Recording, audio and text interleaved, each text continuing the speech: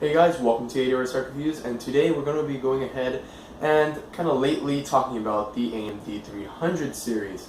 More specifically, we're going to be going ahead and talking about the 380 versus the R9 285, which are actually counterparts to each other, as in the 380 is actually a refresh of the R9 285. So which one would be worth it, buying a used R9 285 or buying a 380? We're going to go ahead and going a little deeper into the conversation, moving on to my computer, because it's going to be kind of a live number showing. I'll be showing you guys the prices, I'll be showing you guys the exact, specs directly from the AMD website. I'm going ahead and going to show you guys some comparisons between each card, as in like each 380 and each 285. Well, not every single one exactly, but you get my point. Let's just go straight on to it. Alright guys, so right here I'm showing you guys the R9 380. This is actually not the card I want to show you right now. I want to show you guys this one. Alright, let me just move it over here. This is the R9 285 that I reviewed recently. I'm going to actually put something up on the screen right now so you can see it. Click on it if you want to see the video. But this is the one I have right now on my computer. Of course, this is R9 285, 2 gigabytes of VRAM, a 256-bit bus, all the basic stuff. We'll see all the stream processors, we'll see the core clock, and all of that. Now, I'm going to go and show you guys now, not this one, this one. Here it is. This is the R9 380. Kind of looks a little similar if you ask me, if not exactly the same. Now, let's go ahead and scroll to the specs here. You'll see a little difference here. You'll see a higher base clock. You'll see the same exact amount of stream processors, but a higher effective memory clock, as it says here. Of course, same amount of memory size, same memory interface, same memory type, all of that. Now, what AMD says is that the 300 series card is going to be more compatible with DirectX 12 and is going to have a lot more performance. I personally am going to believe the fact that they're saying that, because why would they release a new card if it's going to be the exact same thing as an old one?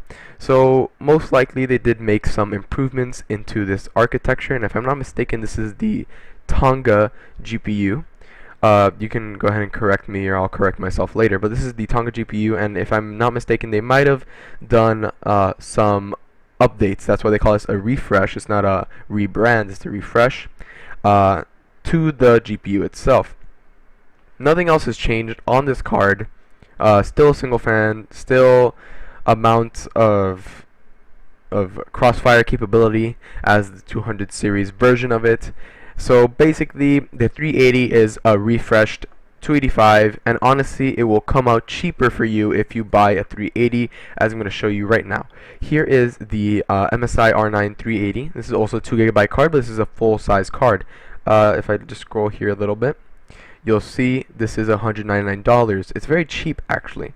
Has the same core clock and everything. And let me guys show you. Of course, the effective memory clock is a little bit lower. I don't know why, but it just is also an MSI card, not a Sapphire card. And here is the R9 285. This is actually the same, this is the counterpart to this, exactly. And it's about exactly the same, with, of course, difference on the core clock and the same memory clock. Then you get to kind of the meat and potatoes here. The 4 gigabyte variant of the card is where it really comes through. This is basically giving you the same price as the original 285, which really is a deal breaker, because you're getting a 285 with 2 extra gigabytes of VRAM for the same price as it did when it first came out. Of course, the core clock is higher, because this is, I think, is a higher end card, MSI wise, of course. So it's 1000 megahertz, and the memory clock is at a 5700 megahertz. So you're getting more memory size and more memory clock. So here you see all the numbers from the manufacturer itself. I'm going to go ahead and show you guys the numbers from AMD, the AMD website. We can go down to the R9 285, and we'll go all the way down to GPU, clock speed, memory bandwidth, and all of that. Now here it says up to 4 gigabytes of GDDR5 on the 285. I honestly haven't seen that anywhere, because every single card I've seen for the 285 is 2 gigabytes. Here we see the stream processing units, which are here, not which is. We see the memory bandwidth, which goes higher on memory size. So you'll see that the lower size, so 2 gigabytes, will have less memory bandwidth. Which also goes for the 380. You'll see that the 2 gigabytes, are less than the 4 gigabytes. So the only real main improvement I see here is the amount of bandwidth on the memory. So it goes up from 167 gigabytes per second to 182.4 gigabytes per second. Not a huge increase, but it is an increase nonetheless. You'll see the memory interface is the same. Memory amount is 2 gigabytes higher. Doesn't really say here, and stream processing units the same. Besides the fact that the core clock speed is the same but higher, I guess you can say, because depending on the manufacturer, you will get a different clock speed.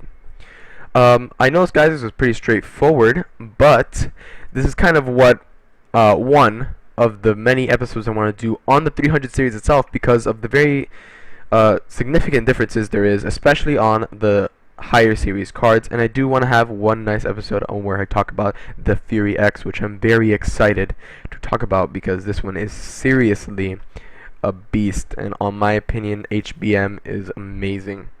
So guys, thank you guys so much for watching. Please look at my other videos, look at my review for the 285, and I do recommend you go on other channels for the 380 video, because right now I do not have one. Alright guys, see you guys in the next one.